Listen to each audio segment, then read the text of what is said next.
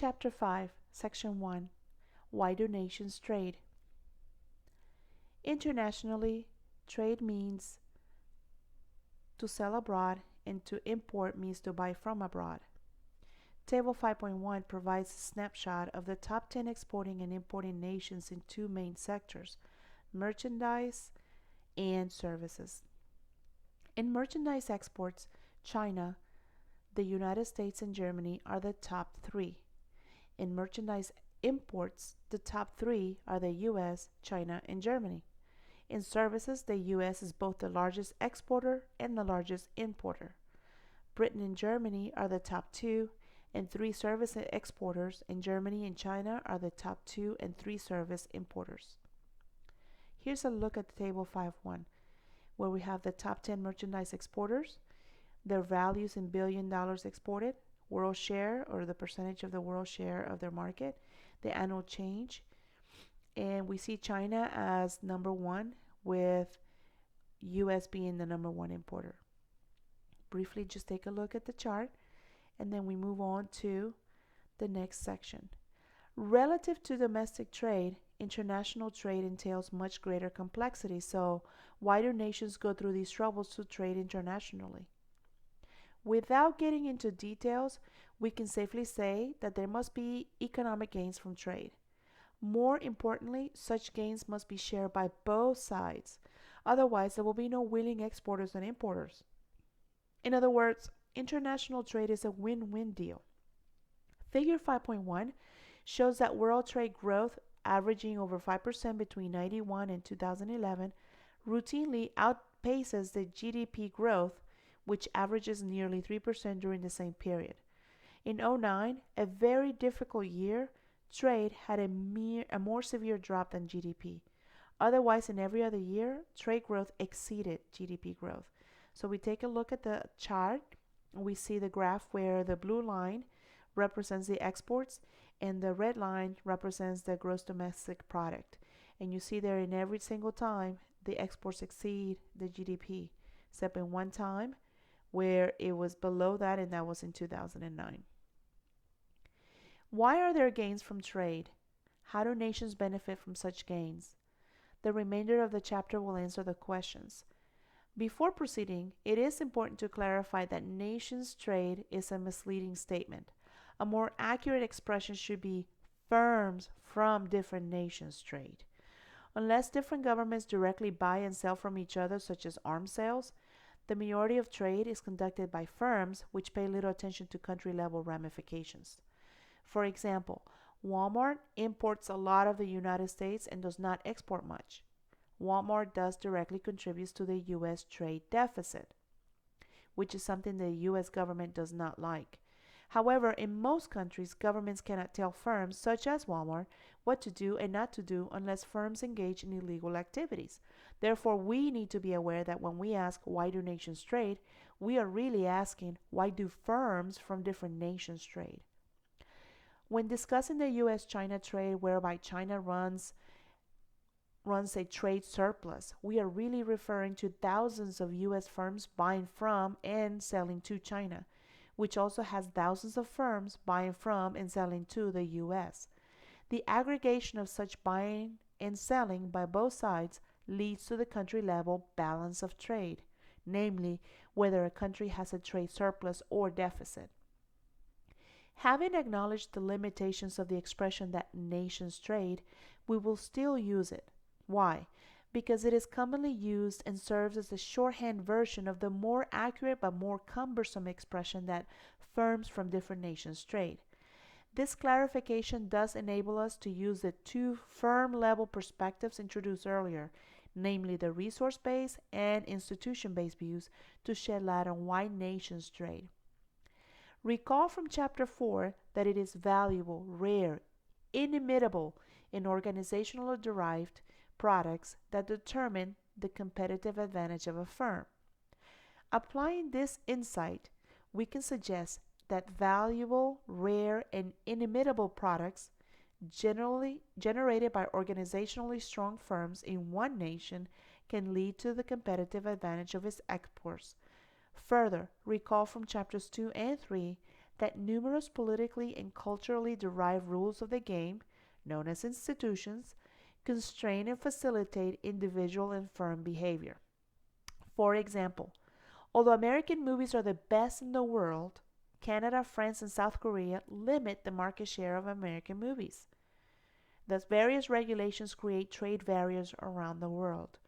On the other hand, we also see the rise of rules and organizations that facilitate trade, such as those advocated by the World Trade Organization. Overall, why are there economic gains from international trade? According to the resource-based view, this is because some firms in one nation generate exports that are valuable, unique, and hard to imitate that firms from other nations find it beneficial to import. How do nations benefit from such gains? According to the institution-based view, different rules governing trade are designed to share or not to share such gains. The remainder of this chapter expands on these two perspectives. Chapter 5, Section 2, Theories of International Trade. In this section, we will understand classical and modern theories of international trade. Theories of international trade provide one of the oldest, richest, and most influential bodies of economics, whose founding is usually associated with the publication of British economist Adam Smith's The Wealth of Nations in 1776. Theories of international trade predate Adam Smith. In fact, Adam Smith wrote The Wealth of Nations to challenge an earlier theory, mercantilism. In this section, we briefly preview major theories of international trade. First, mercantilism. Second, absolute advantage. Third, comparative advantage. Fourth, product life cycle. Fifth, strategic trade. And finally, national competitive advantage. The first three are often regarded as classical trade theories, and the last three are viewed as modern trade theories. Mercantilism. Widely practiced between the 1600s and the 1700s, the theory of mercantilism viewed international trade as a zero-sum game.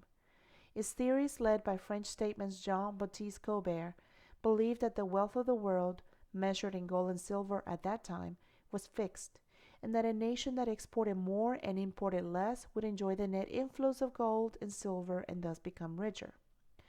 On the other hand, a nation experiencing a trade deficit will see its gold and silver flowing out, and consequently will become poorer.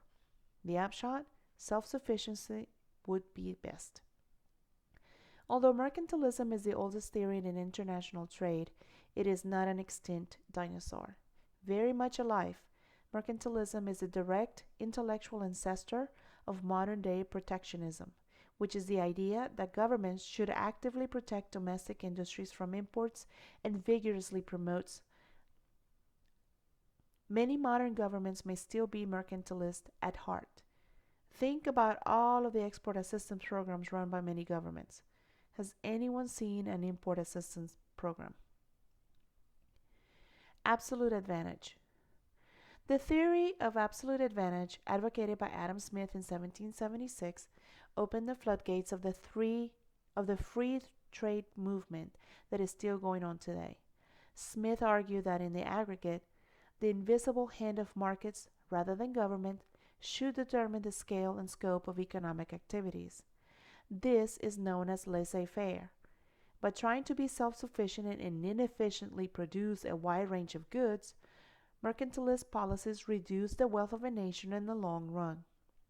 Smith thus argued for free trade, which is the idea that free market forces should determine how much to trade with little or no government intervention. Specifically, Smith proposed a theory of absolute advantage. With free trade, each nation gains by specializing in economic activities in which it has an absolute advantage. What is absolute advantage? It is the economic advantage one nation enjoys that is absolutely superior to other nations. For example, Smith argued that because of better soil, water, and weather, Portugal enjoyed an absolute advantage over England in the production of grapes and wines. Likewise, England had an absolute advantage over Portugal in the production of sheep and wool. England could grow grapes at a greater cost and with much lower quality. Has anyone heard of any world famous English wines? Smith suggested that first, England should specialize in sheep and wool, second, that Portugal should specialize in grapes and wines, and three, that they should trade with each other. Here are two of Smith's greatest insights. First, by specializing in the production of goods for which each has an absolute advantage, both can produce more. Second, by trading both can benefit more. By specializing, England could produce more wool than it can use, and Portugal produces more wine than it can drink. When both countries trade, England gets more and better wine, and Portugal gets more and better wool than either country could produce on its own. In other words, international trade is not a zero-sum game as suggested by mercantilism. It is a win-win game.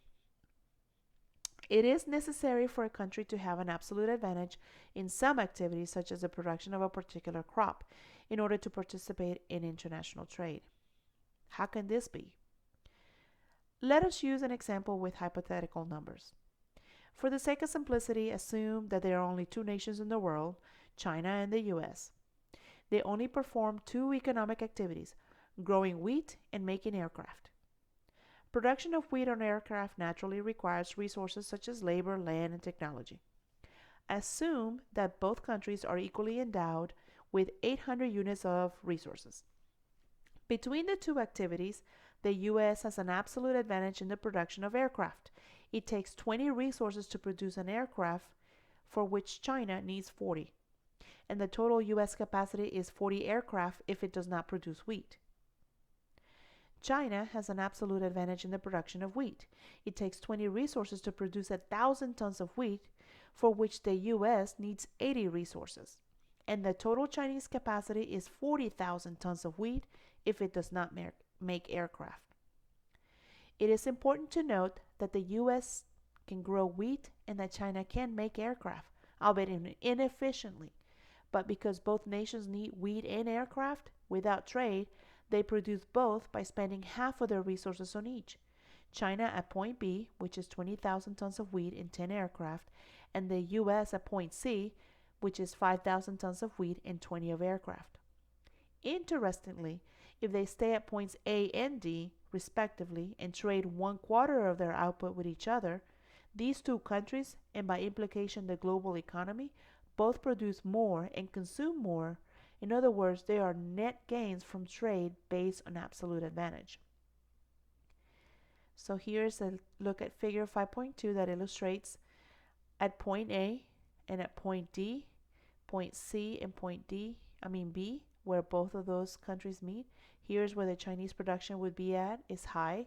Here's where the US production will be, which is low. When they meet at A and D, both of them produce the more and consume more. So they are at opposite ends of the spectrum. Here's table 5.2, where we illustrate the point of absolute advantage.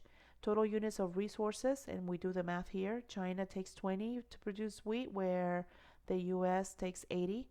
For aircraft, China takes more. They take 40, whereas in the US it takes 20.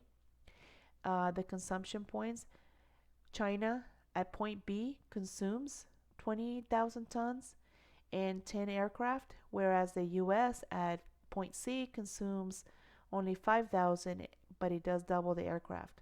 So the net gain is 25 for both and 30 aircraft for both.